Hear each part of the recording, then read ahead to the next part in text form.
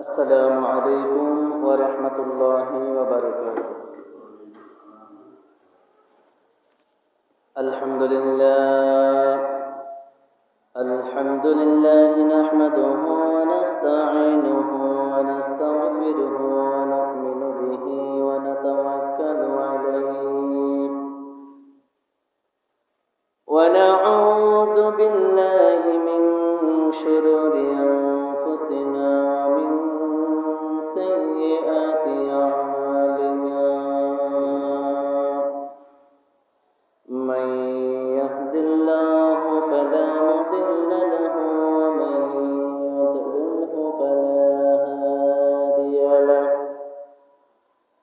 ونشهد أن سيدنا نبينا حبيبنا شفيعنا مولانا محمدا عبده ورسوله صلى الله عليه وسلم.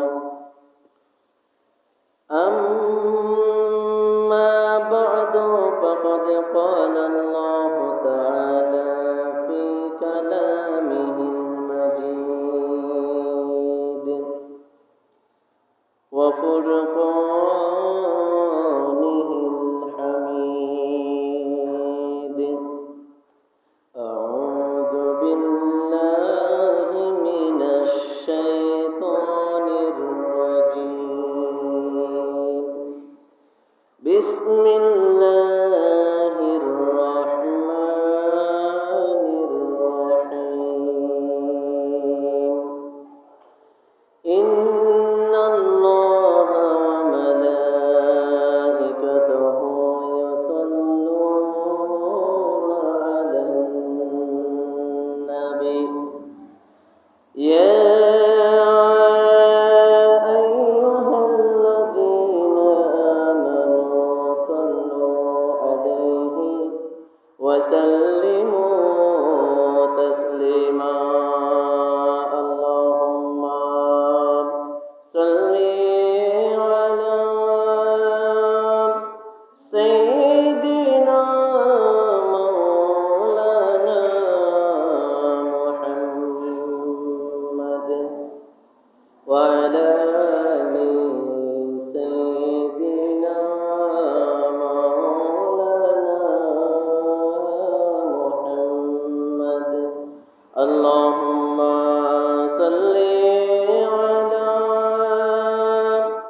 سيدنا مولانا محمد وعلى آل سيدنا مولانا محمد. কোথায় রইলেন দয়াল নবীজি, আমাদেরকে ছাড়িয়া? কোথায় রইলেন প্রাণের নবীজি, আমাদেরকে ছাড়িয়া?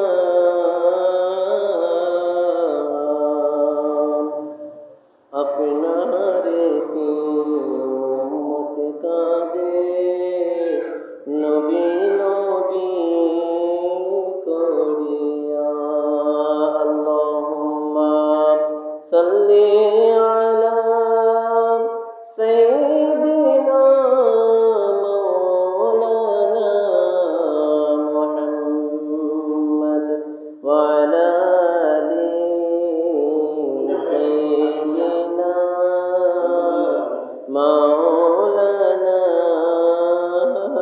মুহাম্মদ। আরশের নিচে সিজদায় পড়ে কাঁদেন নবীজি যারে যার।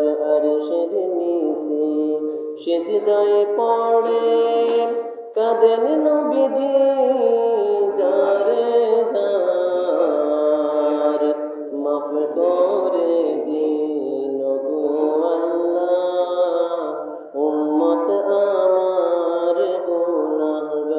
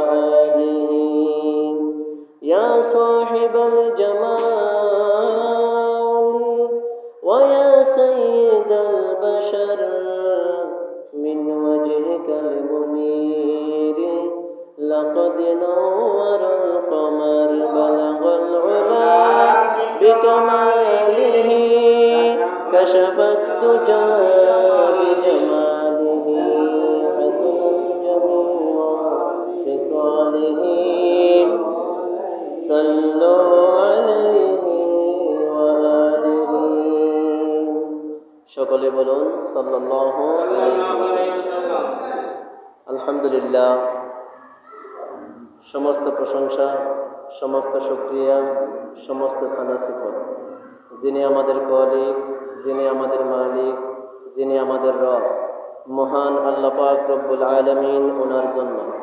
কারণ আল্লাহ পাক রব্বুল আলামিন আমাকে আপনাকে এলাকার অগণিত মুসলমান থেকে যাচাই করে বাছাই করে আপনার আমার মতো কতিপয় পাপী গুনাহগার বান্দাদের উপর খাস রহমত নাজিল করেছেন, যার কারণে আপনার আমার পক্ষে সবার আগে আগে মহান আল্লাহ পাক রব্বুল আলামিন ওনার পবিত্র ঘর, পবিত্র মসজিদে পবিত্র জুমার নামাজ আদায় করার জন্য আসা, বসা, আলোচনা করা এবং শোনা সম্ভব হচ্ছে। বলুন সুবহানাল্লাহ। যে আল্লাহ পাক রব্বুল আলামিন আমাদেরকে এত বড় নিয়ামত দান করেছেন, সেই আল্লাহ পাক রব্বুল আলামিন ওনার শুকরিয়া আদায় করে বলি আলহামদুলিল্লাহ। আরো একবার জোরে সোরে বলি আলহামদুলিল্লাহ। লক্ষ কোটি দুরূদ ও সালামের হাদিয়া প্রেরণ করছি যিনি সর্বকালের সর্বযুগের সর্বশ্রেষ্ঠ নবী এবং রাসূল, যিনি সাইয়্যিদুল মুরসালিন, ইমামুল মুরসালিন, খাতামুন নবিয়্যিন, রাহমাতুল লিল আলামিন, শাফিউল মুজনিবিন, হাবিবুল্লাহ হুজুর পাক সাল্লাল্লাহু আলাইহি ওয়াসাল্লাম ওনার প্রতি। কেননা একমাত্র যে নবীজির উম্মত হবার কারণে আমরা পৃথিবীর বুকে সর্বপ্রকার নিয়ামত পেয়েছি, পাচ্ছি এবং অনন্তকাল ধরে পেতেই থাকবো। বলেন সুবহানাল্লাহ। শুধু তাই নয়, সমস্ত সৃষ্টি জগতের মধ্যে আমরা আশরাফুল মাখলুকাত, সর্বশ্রেষ্ঠ সৃষ্টি হিসেবে পরিচিতি লাভ করেছি যে নবীদের সম্মানে। সেই নবীদের সম্মানার্থে আরও একবার সম্মানিত দুরূদ শরীফ পাঠ করে বলি সাল্লাল্লাহু আলাইহি ওয়াসাল্লাম। প্রিয় হাজিরিন, আজকে পবিত্র সফর মাসের পবিত্র সফর শরীফের প্রথম জুমা 6 তারিখ। সফর মাসটি হিজরি 12টি মাসের মধ্যে 2 নম্বর মাস। এই 2 নম্বর মাসের সফর মাসের 6 তারিখ প্রথম জুমা। আজকের খুতবার মধ্যে পবিত্র কোরআনুল কারীমের সূরাতুন নিসার 78 নম্বর আয়াত শরীফ খানে এসেছে। আল্লাহ পাক রব্বুল আলামিন যদি তৌফিক দান করেন, খুতবার আলোকে আমরা আলোচনা করব এবং সবাইকে শোনার অনুরোধ থাকলো।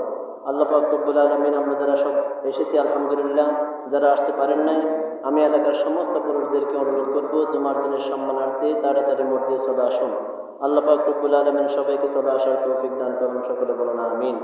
প্রিয় হাজিরিন, পবিত্র কুরআনুল কারীমের সূরাতুন নিসা 78 নম্বর আয়াত শরীফের মধ্যে আল্লাহ পাক রব্বুল আলামিন বান্দা বান্দিকে ডেকে ডেকে বলেন, একটু মনোযোগ দিয়ে শুনবেন। আল্লাহ পাক রব্বুল আলামিন বলেন, আইনামা তাকুনু ইউদরিকুমুল মাউত ওয়ালাউ কুনতুম ফি বুরুজিন মুশাইয়াদা ওয়া ইন তুসিবহুম হাসানাতুন ইয়াকুলু হাদিহি মিন ইনদিল্লাহ ওয়া ইন তুসিবহুম সাইয়্যাতুন ইয়াকুলু হাদিহি মিন ইনদিক কুল কুল্লুম মিন ইনদিল্লাহ ফামা লিহাউলাইল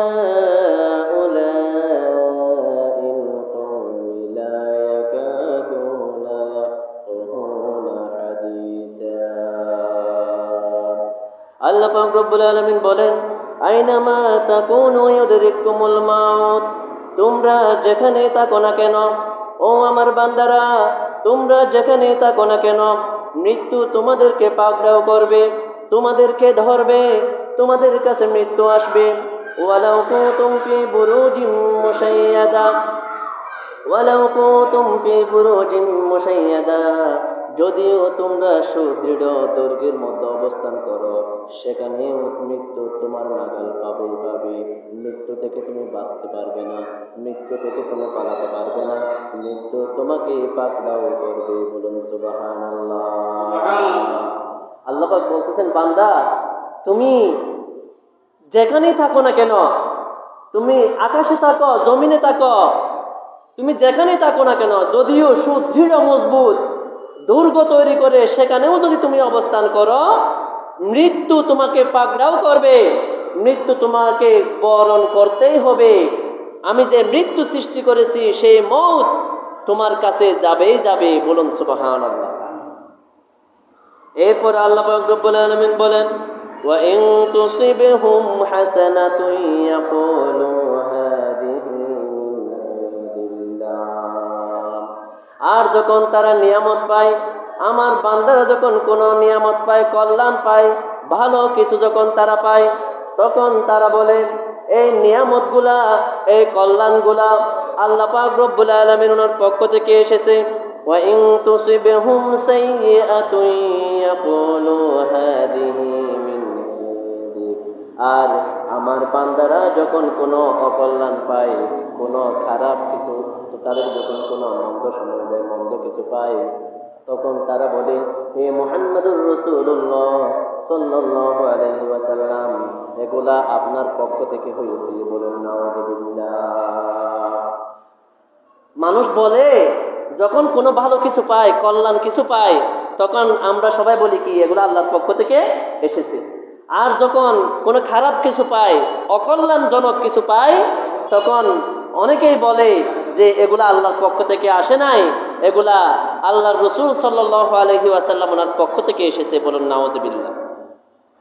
এরপরে আল্লাহ পাক রব্বুল আলামিন বলেন, কুল কুল্লুম মিন ইনদিল্লাহ ইয়া রাসূলুল্লাহ ইয়া হাবিবাল্লাহ সাল্লাল্লাহু আলাইহি ওয়াসাল্লাম, আপনি আমার বান্দা বান্দীদেরকে জানিয়ে দিন, বলে দিন, কল্যাণ হোক অকল্যাণ হোক, ভালো হোক মন্দ হোক, যা কিছু তাদের কাছে আসে সমস্ত কিছু আমি আল্লাহর পক্ষ থেকে আসে। বলুন সুবহানাল্লাহ।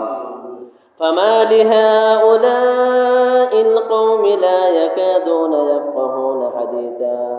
সুতরাং আমার বান্দাদের কি হলো, তাদের কি হয়েছে যে এই কওমদের, এই জাতিদের কি হয়েছে, তারা এই কথাগুলো তারা বুঝতে চায় না। বলুন নাউযুবিল্লাহ। আমার বান্দাদের কি হয়েছে, এই যে তারা কল্যাণ পেলে আমার পক্ষ থেকে আসে, আর যখন অকল্যাণ পায় তখন তারা বলে নবীজির পক্ষ থেকে এসেছে। তাদের কি হয়েছে, এই বিষয়গুলা, সমস্ত বিষয় যে আমি আল্লাহর পক্ষ থেকে আসে, এই বিষয়গুলো তারা কেন বুঝে না, তাদের কি হয়েছে? আল্লাহ পাক বলতেছেন, কাজেই এই আয়াত শরীফ থেকে আমাদেরকে শিক্ষা নিতে হবে, সমস্ত কিছু কার কাছ থেকে আসে, ভালো হোক মন্দ হোক, খারাপ হোক, কল্যাণ হোক অকল্যাণ হোক, সমস্ত কিছু আল্লাহর পক্ষ থেকে আসে। বলুন সুবহানাল্লাহ। আমরা অনেকে মনে করি মুসিবত বুঝি এটা আল্লাহর পক্ষ থেকে আসে নাই, এটাও আমাদের আমলের কারণে আল্লাহ পাক অসন্তুষ্টি হয়ে আমাদেরকে মুসিবত দিচ্ছেন। বলুন নাউযুবিল্লাহ। এটাও আল্লাহর পক্ষ থেকে আসে, কল্যাণ হোক অকল্যাণ হোক, সমস্ত কিছু কার পক্ষ থেকে আসে? আল্লাহর পক্ষ থেকে। আজকে আমাদের আলোচ্য বিষয় হচ্ছে এই আয়াতের প্রথম অংশ, আইনামা তাকুনু ইউদরিকুমুল মাউত। আল্লাহ পাক বলেন, বান্দা তুমি যেখানেই থাকো না কেন, মৃত্যু তোমাকে পাকড়াও করবে, মৃত্যু তোমার কাছে যাবে, তোমার নাগাল পাবে। বলুন সুবহানাল্লাহ। ওয়ালাউ কুনতুম ফি বুরুজিম মুশাইয়াদা, যদিও তুমি সুদৃঢ় দুর্গের মধ্যে অবস্থান করো, সেখানে গিয়েও আমার মৃত্যু তোমাকে খুঁজে নেবে, তুমি মৃত্যু থেকে পালিয়ে বাঁচতে পারবে না। বলুন আল্লাহু আকবার।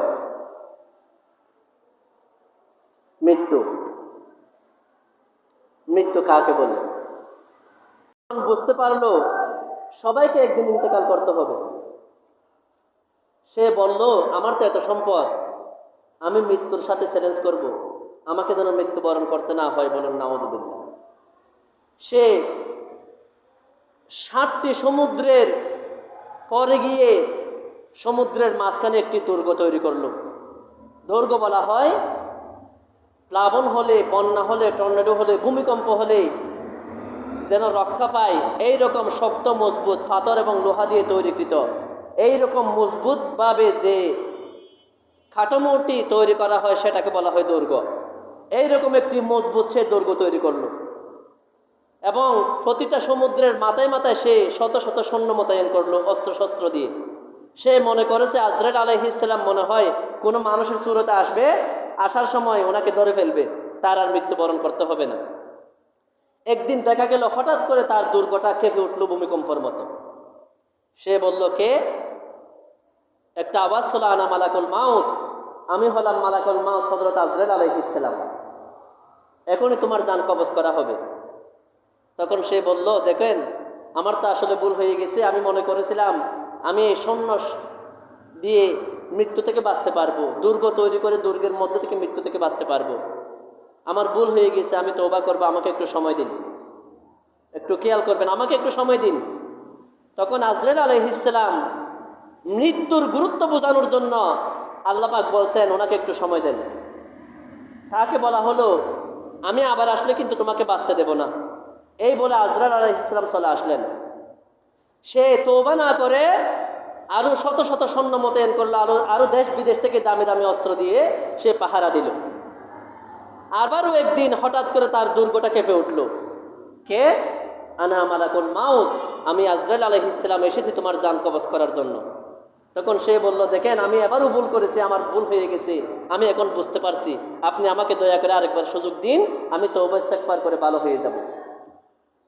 তখন আজরাইল আলাইহিস সালাম এবারও তাকে সময় দিলেন আমাদেরকে শিক্ষা দেওয়ার জন্য। উনি চলে গেলেন এবং বলে গেলেন, আমি যদি আগামীবার আসি তোমাকে আর সময় দেওয়া হবে না, এক সেকেন্ডও তোমাকে সময় দেওয়া হবে না। উনি চলে গেলেন। সে তওবা করে নাই, সে দেশ বিদেশ থেকে আরো দামি দামি অস্ত্র নিয়ে, গোলা বারুদ নিয়ে পাহারা দিল, সৈন্য মোতায়েন করলো। তখন আবার হঠাৎ করে বিকট আওয়াজ হলো, কে? আনা মালাকুল মাউত, আমি মালাকুল মাউত হযরত আজরাইল আলাইহিস সালাম তোমার জান কবজ করার জন্য এসেছি। সে বলছে, আমার তো ভুল হয়ে গেছে, আমাকে একটু সময় দিন। আজরাইল আলাইহিস সালাম বলতেছেন, না, তোমাকে একে একে 3 বার সময় দেওয়া হয়েছে, তোমাকে আর সময় দেওয়া হবে না। সেখান থেকে তার জানটা কবজ করে নিল। বলুন সুবহানাল্লাহ। বাঁচতে পারছে। সেটাই আল্লাহ পাক রব্বুল আলামিন বলেন, আইনামা তাকুনু ইউদরিকুমুল মাউত, ও আমার বান্দারা, তোমরা যেখানে থাকো না কেন মৃত্যু তোমাদেরকে পাকড়াও করবে, তোমাদেরকে ধরবে, মৃত্যু থেকে তুমি বাঁচতে পারবে না। ওয়ালাউ কুনতুম ফি বুরুজিম মুশাইয়াদা, যদিও সুদৃঢ় দুর্গের মধ্যেও তুমি অবস্থান করো, সেখানে গিয়ে মৃত্যু তোমাকে পাকড়াও করবে, মৃত্যু থেকে তুমি বাঁচতে পারবে না। বলুন সুবহানাল্লাহ। তুমি যদি মজবুত দুর্গ তৈরি করে সেখানেও অবস্থান করো, সেখান থেকেও আমার মৃত্যু তোমাকে পাকড়াও করবে, তোমাকে ধরবে। বলুন সুবহানাল্লাহ। বাঁচতে পারছে? বাঁচতে পারে নাই। এই মৃত্যু থেকে আমরা কেউ বাঁচতে পারবো না। হাদিস শরীফের মধ্যে এজন্য বলা হয়, আন হযরত আবি হুরায়রা রাদিয়াল্লাহু তাআলা আনহু قال قال رسول الله صلى الله عليه وسلم اكثروا ذكر هادم اللذات يعني الموت। হাদিস শরীফের মধ্যে এসেছে, তিরমিজি শরীফের হাদিস, আবু হুরায়রা রাদিয়াল্লাহু তাআলা আনহু থেকে বর্ণিত, নবীজি বলেন, আকসিরু যিকর হাদিমিল লাযযাত, উম্মত তোমরা স্বাদ বিনষ্টকারী, ভোগ বিলাসিতা বিনষ্টকারী, অর্থাৎ দুনিয়ার ভোগ বিলাসিতা স্বাদ নষ্টকারীকে তোমরা অধিক পরিমাণে স্মরণ করো। ইয়ানিল মাউত, নবীজি একটা উদাহরণ দিলেন, আর এই জিনিসটাই হলো মৃত্যু। এই মৃত্যু তোমার দুনিয়ার স্বাদ নষ্ট করে দেবে, তোমার ভোগ বিলাসিতা, তোমার সমস্ত কিছু আশা আকাঙ্ক্ষা নষ্ট করে দিবে। এই দুনিয়ার স্বাদ নষ্টকারী মৃত্যুর কথা তোমরা অধিক পরিমাণে স্মরণ করো। আজকে আমাদের মৃত্যুর স্মরণ নাই, আমরা মনে করি এই দুনিয়াতে আমরা চিরকাল থাকতে পারবো, আমরা চিরকাল বুঝি এই দুনিয়াতে থাকতে পারবো, এটাই আমাদের বিশ্বাস, আমাদের ধারণা। মৃত্যুকে অধিক পরিমাণে স্মরণ করতে হবে। এখন কেমন ভাবে স্মরণ করবেন, কিভাবে স্মরণ করবেন বলুন? একজন আল্লাহর ওলি, উনি যখন এই হাদিস শরীফটা যখন উনি বর্ণনা করলেন, একটু মনোযোগ দিবেন। এই হাদিস শরীফটা যখন উনি বর্ণনা করলেন, উনি বলতেছেন, দেখো কমপক্ষে একজন ব্যক্তিকে দৈনিক 20 বার মৃত্যুর কথা স্মরণ করা উচিত।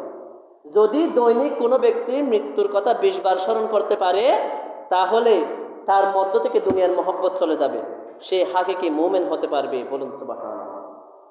তখন ওই আল্লাহর ওলির দরবারে উপস্থিত ছিল একজন বাদশাহ। সে বাদশাহ বাসায় গিয়ে 1000 দানার একটা তসবিহ তৈরি করেছে।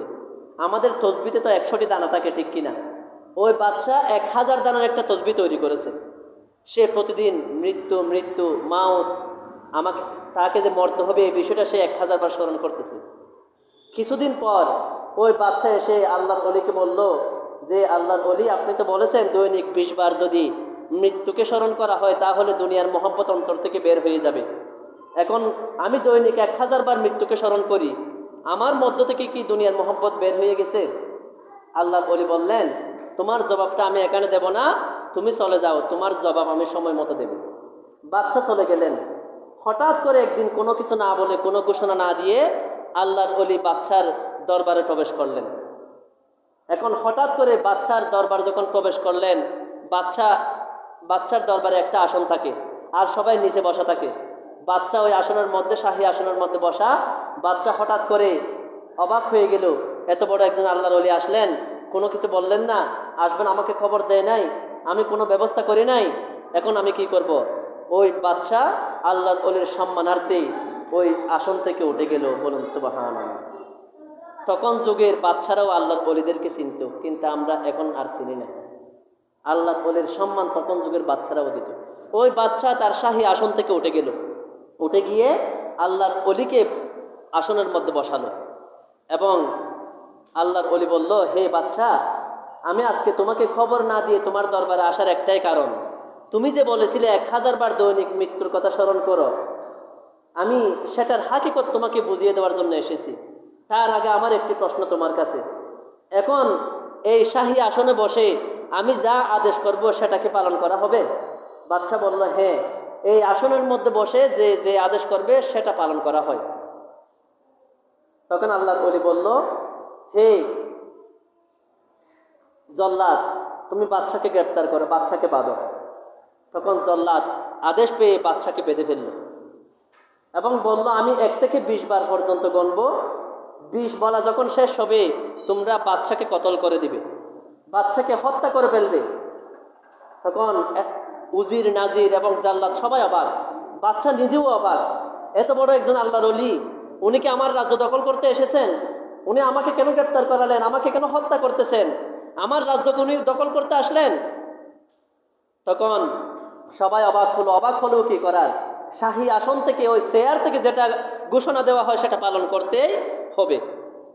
তখন আল্লাহর ওলি 1, 2, 3 এভাবে গুনতে গুনতে যখন 11, 12 অতটুকু গুনলো, তখন বাদশার ভয়ে সে চিন্তা করতে লাগলো, হায়রে আমার বাদশাহীর কি হবে, আমার এত বড় রাজত্ব হাতছাড়া হয়ে যাবে, আমাকে এখনই কতল করা হবে, কত নির্মম ইতিহাস, এটা তো আমি কখনো কল্পনাও করি নাই। আল্লাহর ওলি কি আমার রাজ্য দখল করবে? সে ঘেমে, তার ঘামের মধ্যে দরবারটা ভিজে গেল, সে বেহুশ হয়ে গেল। তখন আল্লাহর ওলি বললেন, হে জল্লাদ, এই বাদশাকে তোমরা ছেড়ে দাও। সবাই ছেড়ে দিল। ছেড়ে দেওয়ার পর বলল, তাকে গোসল করাও। তাকে গোসল যখন করালো তার হুঁশ ফিরে আসলো। আল্লাহর ওলি বলল, বাদশা, তোমাকে হত্যা করা আমার উদ্দেশ্য নয়, তোমার রাজ্য দখল করতে আমি আসি নাই, আমি তোমাকে কিভাবে মৃত্যুকে স্মরণ করতে হবে, এই যে এখন আমি 1 থেকে 10 বলার পরে তোমার যে অবস্থা হয়েছে, তুমি ঘেমে নিজের ঘামে নিজে সাঁতার নিজের ঘামের মধ্যে তুমি নিজে ভিজে গেছো, দরবার ভিজে গেছে, তুমি মনে করেছো এখন তোমার ইন্তেকাল হবে, কি রকম অবস্থা তোমার হয়েছে। এইভাবে দৈনিক 20 বার যদি কেউ মৃত্যুর কথা স্মরণ করতে পারে, তাহলে তার অন্তর থেকে দুনিয়ার মোহাব্বত দূর হবে। এই মৃত্যুর কথা কিভাবে স্মরণ করতে হবে সেটা আমি তোমাকে বুঝিয়ে দেওয়ার জন্য এই ঘটনা সংঘটিত করলাম। বলুন সুবহানাল্লাহ। এইভাবে আমাদেরকে মৃত্যুর কথা স্মরণ করতে হবে। শুধু মরতে হবে, মরণ মরণ, মৃত্যু মৃত্যু বলে স্মরণ করলে হবে না। মৃত্যুর কথা স্মরণ হলে কখনো আপনি নামাজ ছাড়তে পারবেন না। মৃত্যুর কথা স্মরণ হলে কখনো আপনি সুদ খেতে পারবেন না। মৃত্যুর কথা স্মরণ করলে কখনো আপনি ক্ষমতার জন্য একজন অপরজনকে আপনি একজন অপরজনকে খুন করতে পারেন না, একজন অপরের বিরুদ্ধে বিদ্বেষ হিংসা এগুলো রাখতে পারেন না, সামান্য সম্পদের জন্য বায়ে বায়ে মারামারি খুনাখুনি রাহাজানি এগুলো করতে পারেন না। এভাবেই আপনাকে মৃত্যুকে স্মরণ করতে হবে। তাহলে হাকিকত আপনার মধ্য থেকে দুনিয়ার মোহাব্বত দূর হবে এবং আল্লাহর ভয় আপনার অন্তরের মধ্যে প্রবেশ করবে। বলুন সুবহানাল্লাহ। আল্লাহ পাক রব্বুল আলামিন বলেন, আমরা যখন একজন মানুষকে যখন কবর দিই, কবর দেওয়ার পরে আমরা সর্বপ্রথম তিনটি মাটির মধ্যে একটি দোয়া পড়ে, কুরআনুল কারীমের আয়াত পড়ে, সূরা তাহার 55 নম্বর আয়াত শরীফটি পড়ে আমরা তিনটি মাটি দিই, ঠিক কিনা? আমরা সর্বপ্রথম একটা কবরের মধ্যে তিনটি মাটি দিই। প্রথম মাটি দেওয়ার সময় আমরা পড়ি মিনহা খলাকনাকুম। আল্লাহ পাক রব্বুল আলামিন বলেন, ও আমার বান্দা, মিনহা খলাকনাকুম, এই মাটি থেকে তোমাকে সৃষ্টি করা হয়েছে। দ্বিতীয় মাটি দেওয়ার সময় বলি ওয়া ফিহা নুঈদুকুম, এবং এই মাটির মধ্যে তুমি ফিরে যাবে। ওয়া মিনহা নুখরিজুকুম তারাতান উখরা, এবং তৃতীয় মাটি দেওয়ার সময় আমরা এই দোয়াটি পড়ি। আল্লাহ পাক বলেন, বান্দা, এই মাটি থেকে তোমাকে সৃষ্টি করা হয়েছে, মাটিতেই তুমি ফিরে যাবে এবং মাটি থেকে, এই কবর থেকে তোমাকে আবার উত্তোলন করা হবে। বলুন সুবহানাল্লাহ। আমরা কেউ সিরিয়াসলি এই পৃথিবীর বুকে থাকতে পারবো না।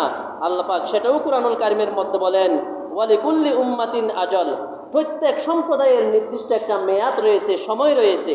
প্রত্যেক সম্প্রদায়কে, প্রত্যেক জাতিকে, প্রত্যেক কওমকে একটা নির্দিষ্ট সময় দিয়ে পাঠানো হয়েছে।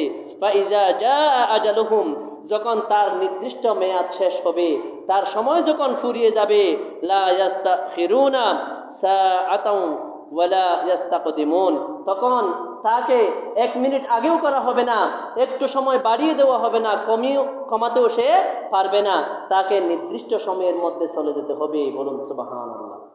এটাই আল্লাহ পাক রব্বুল আলামিনের বিধান। আমরা তো মনে করি আমরা চিরস্থায়ীভাবে পৃথিবীর বুকে থেকে যাব। আল্লাহ পাক বলেন, ইন্না ইলা রব্বিকার রুজআ, নিশ্চয় তোমার রবের দিকে প্রত্যাবর্তন, এটা সুনিশ্চিত। তোমাকে যে তোমার রবের কাছে চলে যেতে হবে এটা একেবারে সুনিশ্চিত, এখানে কোনো সন্দেহ নাই। বিখ্যাত ইমাম হাসান বসরি রহমতুল্লাহি আলাইহি, ওনার জীবনীতে আমরা দেখতে পাই, উনি প্রথম যুগে উনি মণিমুক্তার ব্যবসা করত। একটু মনোযোগ দিয়ে শুনবেন। উনি প্রথম যুগে মণিমুক্তার ব্যবসা করত। উনি রুম থেকে মণিমুক্তা কিনে নিয়ে এসে বছরায় বিক্রি করত। এটা ছিল ওনার ব্যবসা, প্রথম ব্যবসা। উনি একদিন রুমের মধ্যে মণিমুক্তা কেনার জন্য গেলেন। সেখানে রুমের একজন উজিরের সাথে ওনার ভালো সম্পর্ক ছিল। একদিন উজির বললেন, হে ইমাম হাসান বসরি রহমতুল্লাহি আলাইহি, আমি আপনাকে আজকে এমন একটি জায়গায় নিয়ে যাব যেখানে গেলে আপনি অবাক হবেন, আশ্চর্যান্বিত হবেন। বলুন সুবহানাল্লাহ। তখন ইমাম হাসান বসরি রহমতুল্লাহি আলাইহিকে নিয়ে ওই এলাকার মধ্যে যখন গেলেন, দেখা গেল একটা মরুভূমি, মানুষবিহীন, কোনো ঘর বাড়ি নাই, এইরকম একটা এলাকার মধ্যে নিয়ে গেল।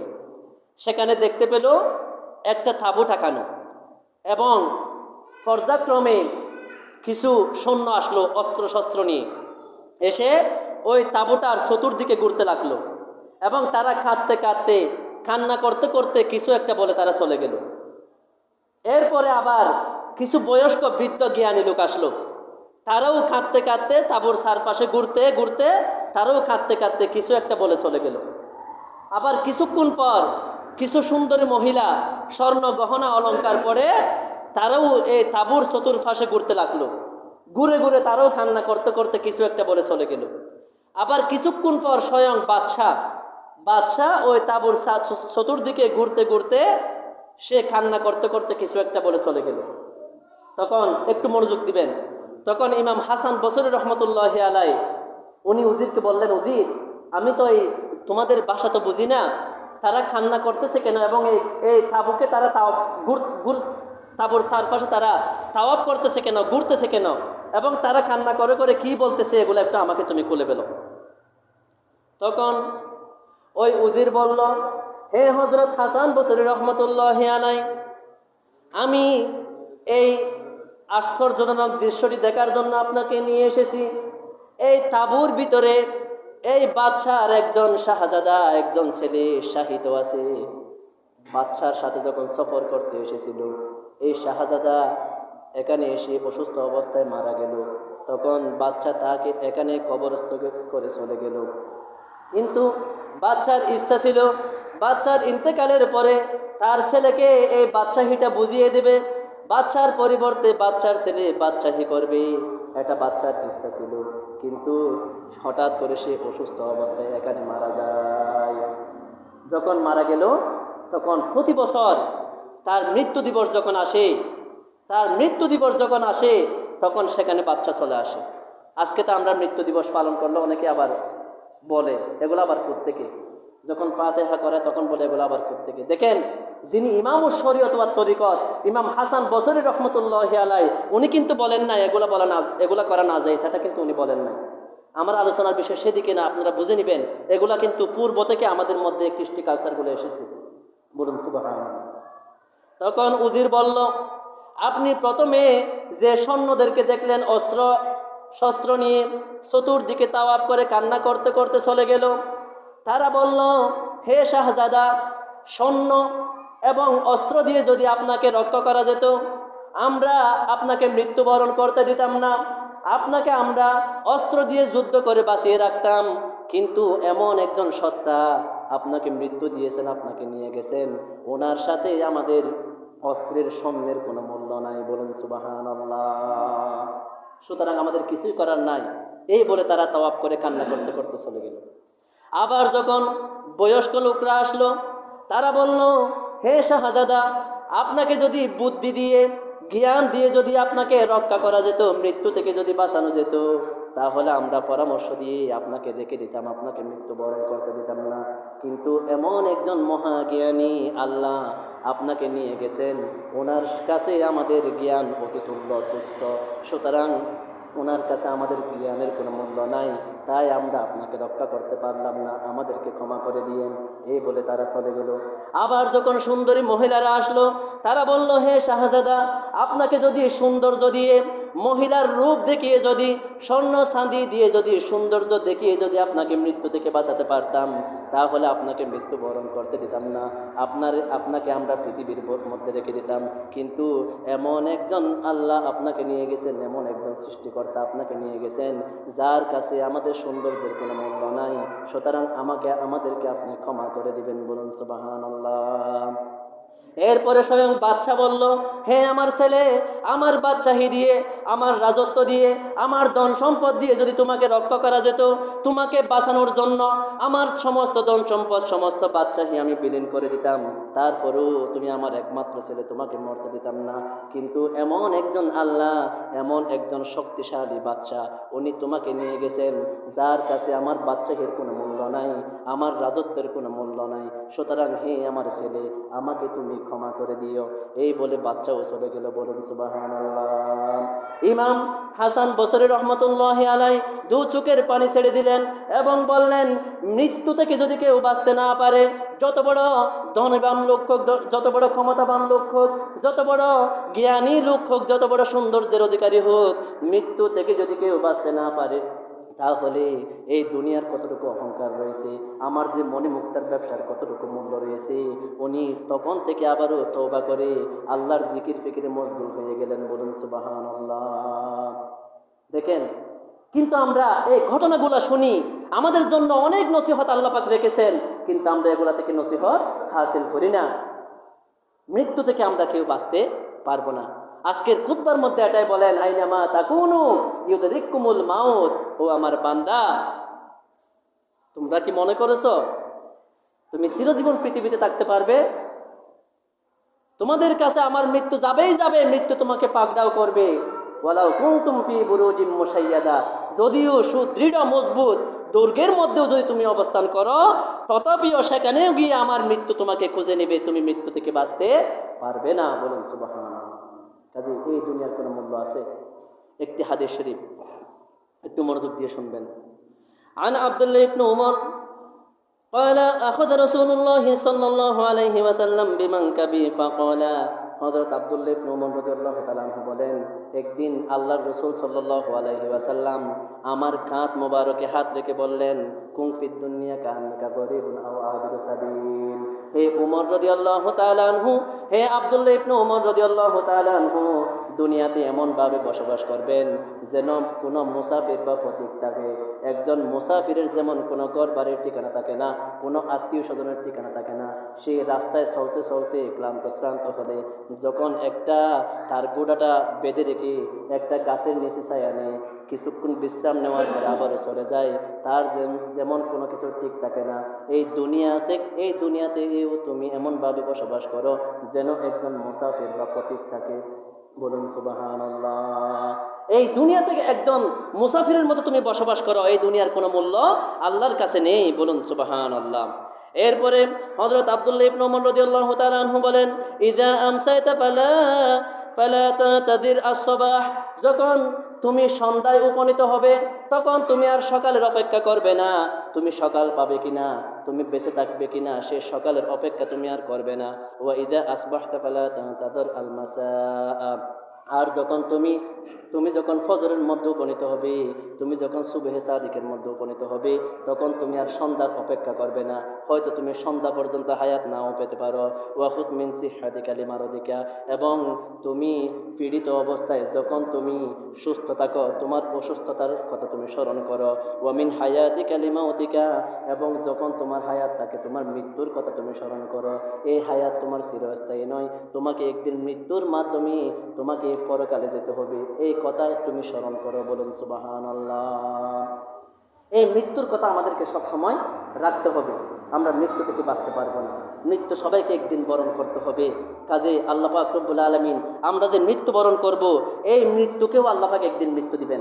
মুসলিম শরীফের একটি সহিহ হাদিস শরীফের মধ্যে এসেছে, আল্লাহ পাক যখন জান্নাতীরা যখন জান্নাতে চলে যাবে, জাহান্নামীরা যখন জাহান্নামে চলে যাবে, সবাইকে ডেকে আল্লাহ পাক রব্বুল আলামিন জান্নাত জাহান্নামের কিনারায় নিয়ে আসবেন, এবং জান্নাত জাহান্নামের মাঝখানে এই মৃত্যুকে একটি কালো বকরির বেশ দড়িয়ে সুরত ধারণ করে তা ওই জান্নাত জাহান্নামের সামনে এসে ওই মৃত্যুকে জবাই করে দিবেন। তখন বলবেন, হে জাহান্নামবাসী, তোমাদেরকে আর মৃত্যুবরণ করতে হবে না। তখন জাহান্নামবাসীরা চিন্তিত হয়ে যাবে, খাইরে আমাদেরকে তো হয়তো এই জাহান্নামের মধ্যে এই দুঃখ কষ্টের মধ্যে চিরজীবন থাকতে হবে। তখন জান্নাতীরা সুখের মধ্যে তারা খুশি হয়ে যাবে, তারা আনন্দিত হবে, তারা বলবে আমাদেরকে আর মৃত্যুবরণ করতে হবে না, আমরা চিরস্থায়ীভাবে এই জান্নাতের মধ্যে থাকতে পারবো, কারণ মৃত্যুকেও আল্লাহ পাক রব্বুল আলামিন মৃত্যু দিয়ে দিয়েছেন। বলুন সুবহানাল্লাহ।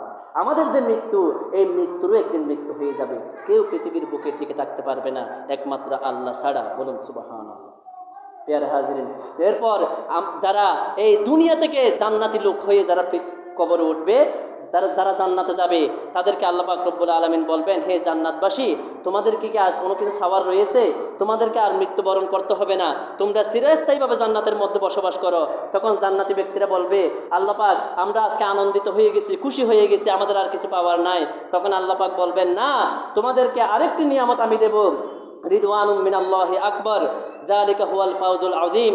আল্লাহ পাক ওনার সন্তুষ্টি হচ্ছে সবচাইতে বড়। সূরা তাওবার 72 নম্বর আয়াত শরীফের মধ্যে আল্লাহ পাক বলেন, ওয়া রিদওয়ানুম মিনাল্লাহি আকবার, আর আল্লাহ পাক ওনার সন্তুষ্টি হচ্ছে সবচাইতে বড়, যালিকা হুয়াল ফাউজুল আযীম, আর এটাই হচ্ছে বিরাট সফলতা। তোমরা জান্নাত পেয়েছো, এটা বিরাট সফলতা নয়, তোমরা জান্নাতে যাওয়ার পরে আমি তোমাদেরকে আজকে আমার সন্তুষ্টি দিয়ে দিলাম, এটাই হচ্ছে তোমাদের জন্য মহান সফলতা। বলুন সুবহানাল্লাহ। এই সফলতা যদি আমরা পেতে চাই, আমাদের হায়াতকে দুনিয়ার মধ্যে এমনভাবে কাটাতে হবে যেন পরকালে আমরা নাজাত পেতে পারি। এটাই আল্লাহ পাক রব্বুল আলামিন বলেন, আল্লাযী খালাকাল মাউতা ওয়াল হায়াতা লিয়াবলুয়াকুম আইয়ুকুম আহসানু আমালা। তিনি তোমাদেরকে হায়াত এবং মউত দিয়েছেন তোমাদের পরীক্ষা করার জন্য, কার আমল কতটুকু উত্তম। এখানে কার আমল কতটুকু বেশি সেটা বলা হয় নাই, কার আমল কত হাজার সেটা বলা হয় নাই। এই জন্য হাসরের মাঠে আমলকে গুনাহ হবে না, কে কত হাজার আমল করেছে সেটা গুনাহ হবে না, আমলকে ওজন দেওয়া হবে কার আমলের মর্যাদা কতটুকু। এই জন্য দেখা যাবে এক পাল্লায় হাজার হাজার আমল থাকবে, অন্য পাল্লায় অল্প আমল থাকবে। দেখা যাবে এই হাজার হাজার আমলের চেয়ে ওই অল্প আমলই যেটা আল্লাহর জন্য করা হয়েছে, যেটার মধ্যে আল্লাহর মহব্বত ছিল, সে আমলটা ওজনে ভারী হয়ে যাবে। বলুন সুবহানাল্লাহ। এজন্য আমাদের আমলের মধ্যে আহসান, সৌন্দর্য থাকতে হবে, নিকটতা থাকতে হবে, পরিষ্কারভাবে আল্লাহর জন্য আমাদেরকে আমল করতে হবে। এখন এই পরিষ্কার করতে গেলেও আমাদেরকে আমল করতে হবে, কাজে সমস্ত আমলগুলা আমাদেরকে করতে হবে। আল্লাহ পাক রব্বুল আলামিন আমাদেরকে এই মৃত্যুর কথা স্মরণ করার এবং আল্লাহর জন্য যেন আমরা সমস্ত আমল করতে পারি সেই তৌফিক দান করুন। সকলে বলুন আমিন। পেয়ারা হাজিরিন, আরেকটি কথা, এই মসজিদের বিদ্যুৎ বিল বকেয়া রয়েছে এবং বিভিন্ন খরচ পাতি বকেয়া রয়েছে। আমি সবাইকে অনুরোধ করব, এটা আপনাদেরই মসজিদ।